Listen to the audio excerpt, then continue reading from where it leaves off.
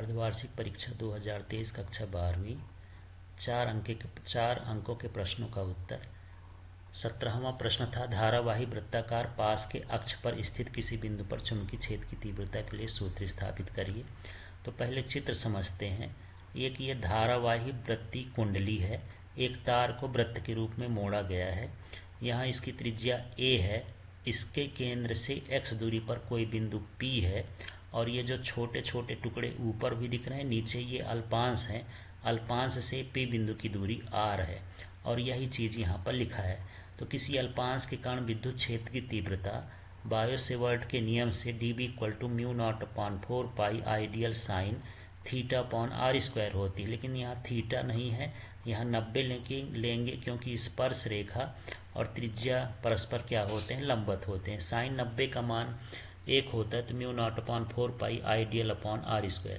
अब ये जो dB आया है ये यहाँ पर dB रहेगा, तो इसे दो घटकों में वियोजित कर सकते हैं। ये dB cos फाई इधर होगा एक और एक होगा इधर dB sin फाई, सदिशों के वियोजन से।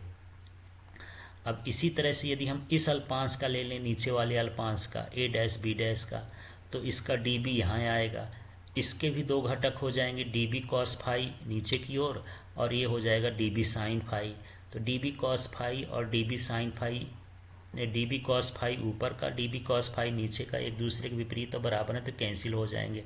अब बचे ये dB sin फाई, इसमें dB sin फाई के सारे घटक एक दूसरे से क्या हो जाएंगे, जुड़ जाएंगे। तो इस जगह पर जो परिणामी चुंबकीय क्षेत्र की तीव्रता होगी B बराबर सिग्मा dB sin फाई। अब यहाँ पर ये dB का मान रखेंगे तो μ0/4 पाई IDL/r²। तो μ0/4 पाई r² ये तो लिखा हुआ है, लेकिन dl नहीं लिखा हुआ है। dl इधर लिख दिए हैं क्योंकि इसका ही तो जोड़ होना है और ये साइन फाई हो गया। तो ये पूरा मान रखने के बाद फिर अब देखते हैं μ0/4 पाई I/r²। यहाँ साइन फाई नहीं है, तो साइन फाई का मतलब होता है लंब बटे कर्ण।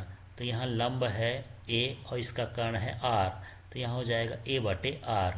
अब ये सिग्मा dl है, तो इसी तरह से यदि हम छोटे छोटे dl को पूरा जोड़ेंगे तो परिधि बन जाएगी। परिधि का सूत्र 2πr होता है, यहाँ r का रोल a करता है, तो 2πa हो गया। अब इसको अरेंज करते हैं, μ0/4 पाई तो ठीक है, अब ये 2 लिखा है तो ये 2 आ गया, पाई लिखा है तो पाई आ गया, आई है तो आई हो गया, a और a का गुणा ये हो जाएगा a²। अब यहाँ r² और r का गुणा यदि हम कर देंगे तो r³ हो जाएगा, लेकिन नीचे तो r³ है ही नहीं। तो फिर से चित्र में चलते हैं। ये समकोण त्रिभुज बन रहा है। समकोण त्रिभुज में ये कर्ण हो गया, ये लंब हो गया, आधार। तो जो कर्ण होता है वो लंब के वर्ग और आधार के वर्ग के उसका वर्ग बराबर होता है। इसका वर्ग हटाएंगे तो मतलब r का मान हो जाएगा √a² + x²। अब रूट हटा देंगे तो इसकी घात 1/2 हो जाएगी, लेकिन यहाँ पर r की घात 3 है तो a² + x² और इसका मान घात में हो जाएगा 3/2। यहाँ पर इसका ये डिटेल लिखा हुआ है। यदि कुंडली में n फेरे हों तो पूरे सूत्र में पूरा उतार करके n का गुणा और कर देंगे। अब इसी का अथवा वाला क्वेश्चन है। एक समान चुंबकीय क्षेत्र में स्थित किसी चुंबकीय द्विध्रुव की न्यूनतम स्थितिज ऊर्जा, अधिकतम स्थितिज ऊर्जा तथा शून्य स्थितिज ऊर्जा की स्थिति बताइए। एक समान चुंबकीय क्षेत्र में स्थित किसी चुंबकीय द्विध्रुव की स्थितिज ऊर्जा का सूत्र होता है U = mb cos थीटा। यहाँ पर यदि हम थीटा का मान 0 डिग्री ले लें तो cos 0 का मान 1 होता है, अर्थात U = -mb हो गया। अर्थात यहाँ चुंबकीय क्षेत्र और चुंबकीय द्विध्रुव समांतर हों तो चुंबकीय स्थितिज ऊर्जा का मान न्यूनतम या न्यूनतम स्थिति का हो गया। अगली कंडीशन में चलते हैं। तो थीटा का मान 90 डिग्री हो तो cos 90 का मान 0 होता है, इसलिए U का मान 0 हो गया। यदि चुंबकीय क्षेत्र और चुंबकीय द्विध्रुव लंबवत हों तो स्थितिज ऊर्जा का मान 0 होगा।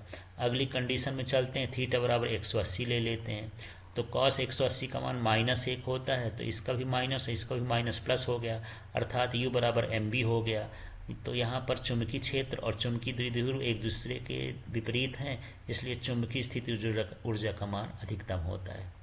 Thank you. Share and subscribe it for upcoming videos.